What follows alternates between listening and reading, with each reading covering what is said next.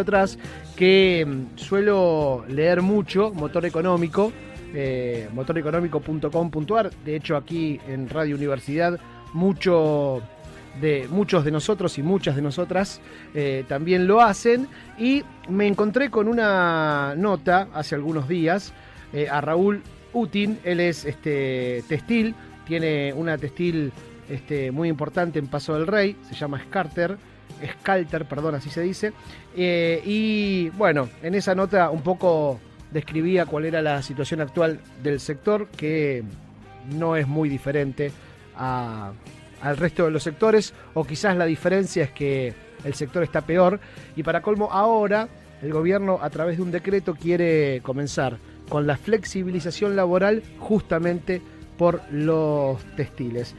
Lo tenemos a Raúl en línea. Raúl, bienvenido. Tavo Cibreiro de Radio Universidad te saluda. ¿Cómo estás? ¿Qué tal? Buen día, Tavo. Un gusto saludarte y un gusto saludar a través tuyo a tu audiencia. Bueno, primero, nada, me gustó algunas cuestiones que leí en la nota, esto y sobre todo de ya el tiempo de llorar un poco después de hacer la descripción de lo que te está pasando en la empresa. Digo, terminó el tiempo de llorar y hay que ir para adelante. Eso sí, por supuesto, pidiendo claramente cambios en la política, ¿no? Porque si esto no sucede, muchas empresas se van a ir al tacho. Por supuesto, así lo decimos.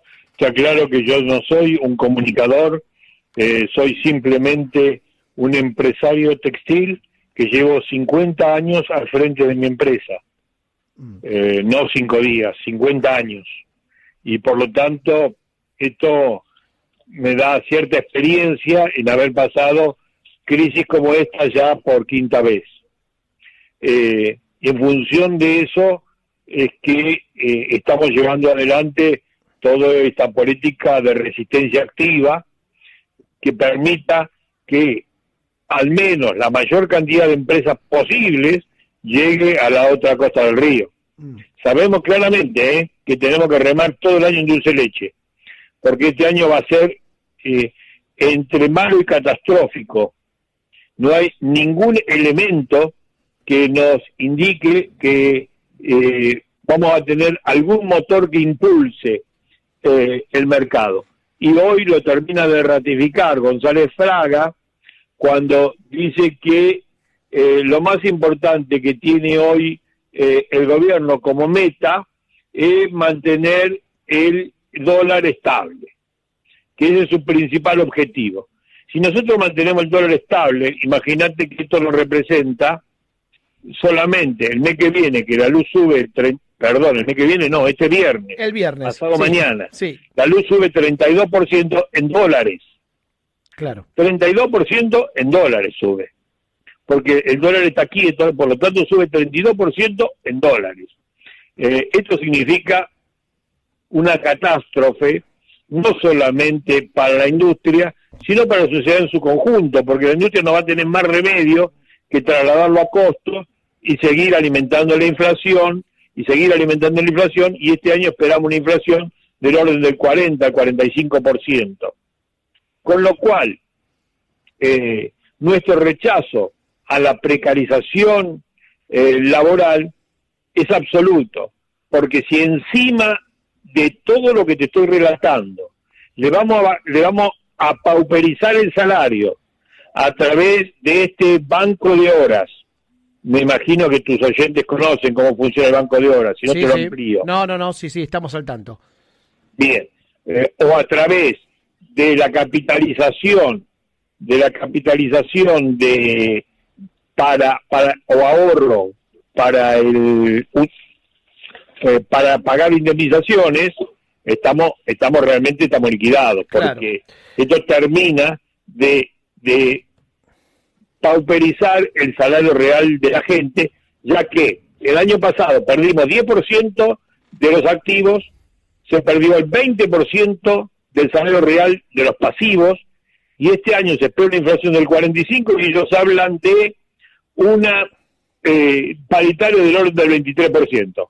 Entonces, los números no cierran, claro, para ningún lado. Por ningún lado. Y esto, digo, a veces uno se queda con porcentajes, se queda con por supuesto, algunas cuestiones que tienen que ver con los datos específicos que uno tiene que analizar, obviamente, pero ese 35% que vamos a pagar de más, como bien decías vos, Raúl, en luz, esa parte que nos quieren sacar para que nosotros mismos nos paguemos nuestra propia indemnización, bueno, toda esa plata no va al mercado interno y hace que la gente consuma menos aún, digo, básicamente es eso, más allá de los números. Entonces, si consumimos menos, bueno, obviamente la cadena ya sabemos cómo termina.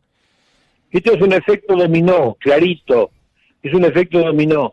Cuando la gente no puede comprarse un calzoncillo de la tela que nosotros fabricamos, significa que no tiene ningún sentido seguir fabricando. Claro. Y si yo no puedo seguir fabricando, tengo que despedir o suspender gente, y si yo suspendo o despido gente, sigue aumentando la desocupación y por lo tanto va a haber menos consumo, y así es como se forma el círculo vicioso. Nosotros sabemos, porque lo hicimos en otro momento, sabemos convertir el círculo vicioso en un círculo virtuoso. Lo sabemos, lo hicimos, lo practicamos y nos fue excelentemente bien. Sí, y además, Raúl, digo, acá hay otro mito que podemos destruir, ¿no? Porque básicamente lo que dijiste recién con el tema de la indemnización y el banco de horas es que estás en contra de esta flexibilización laboral, ¿no? De esta reforma laboral en el mercado, y uno podría suponer que cualquier empresario estaría chocho de no tener que pagar una indemnización y no tener que pagar horas extras, ¿no? Y meter las horitas de más en el banco de horas y después te las voy administrando de acuerdo a mi convivencia. Pero ahí significa que lo que está haciendo Raúl, lo digo yo si quieren, no es salvarse él solo. Lo que está intentando es, bueno, que la salvación sea colectiva y que de esa manera todos vamos a estar mejor.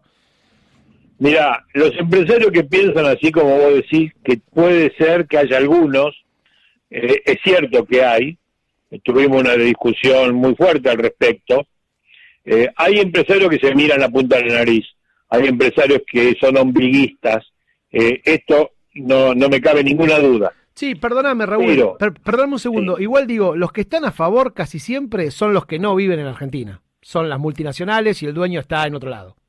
¿No? No, yo te estoy hablando inclusive de medianas empresas textiles. Claro. Yo te estoy hablando de medianas empresas textiles con empresarios de carne y hueso, con los cuales discuto mano a mano, y también piensan así.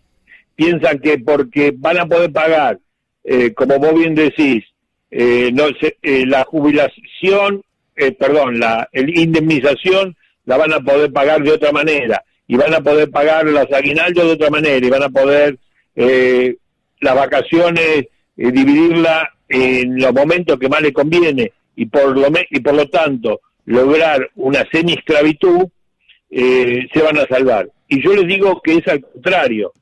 La única forma de salvarse es si nos salvamos entre todos, porque el mercado lo creamos entre todos y lo recreamos entre todos.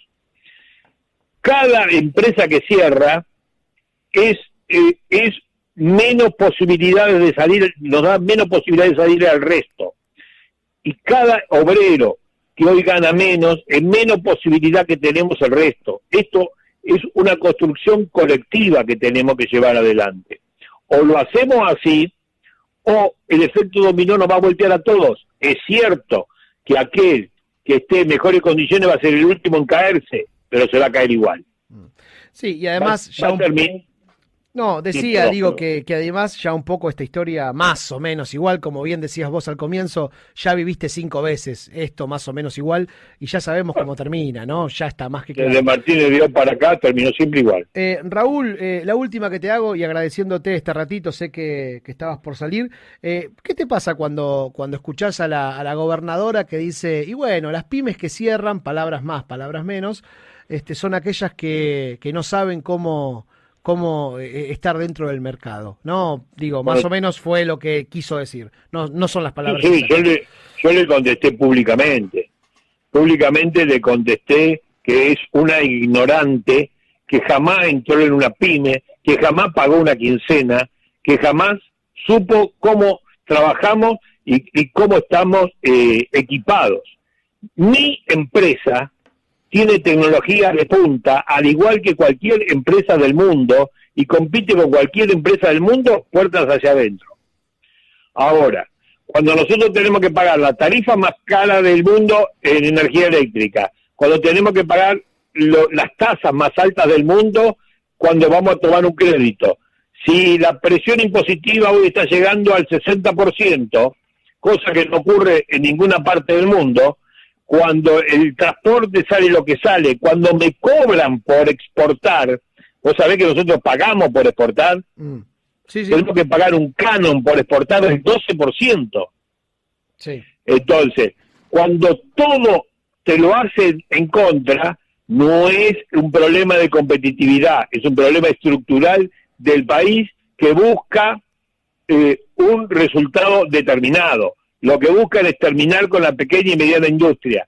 A esa gobernadora le digo, el plan Marshall se basó en la construcción de la pequeña y mediana industria, la italiana, la alemana, la francesa, fueron los únicos que sacaron las papas del fuego y sacaron el país adelante. Y así lo hicimos nosotros en el 2002, en el 2003, y así lo vamos a hacer de vuelta a partir de octubre del 2019. Sí, claramente, cuando uno ve quiénes son los que emplean más cantidad de gente, las pymes, son las que ganan por afano, ¿no? 80% de la mano de obra privada activa tienen hoy las pymes. Raúl, te agradecemos mucho, te mandamos un fuerte abrazo y a seguir luchando. Sé que estás manteniendo tu staff de empleados casi igual que desde antes que comience la crisis, que le estás metiendo mucha garra, así que, también hay que decirlo, se necesitan empresarios así, ¿no? Porque también hay mucho empresario que en la buena es Gardel y cuando viene un poquito, algún nubarrón, enseguida lo que hace es levanta y se raja. También bueno, hay que ponerle el pecho, ¿no?, en las malas. Sí, tenés toda la razón, pero eso también tiene que ver con dos conceptos fundamentales. Primero, la responsabilidad social empresaria, y después también políticas de Estado que ayuden, obviamente, enseñen y concretamente preparen al empresario para comportarse en un país democrático. No es cualquier cosa, sí. No es que podemos dejar liberado al azar las políticas de Estado. Acá no hay política industrialista, no hay una política que le enseñe. Entonces, frente a la duda, frente a la incertidumbre, cada uno hace lo que quiere y lo que puede. Entonces, esto es un circo, esto es un viva la pepa y es un sálvese quien pueda en definitiva. Raúl, muchas gracias. No, por favor, llamame todas las veces que queda necesario. Dale, abrazo grande acá, desde la Universidad Nacional de La Matanza, Raúl, apoyándolo también. Raúl Utin, entonces, él es responsable, el dueño de la textil Scalter, que funciona en Scalter, perdón, no con L al final, con R, que funciona en Paso del Rey. Y bueno, quería hablar un poco con él.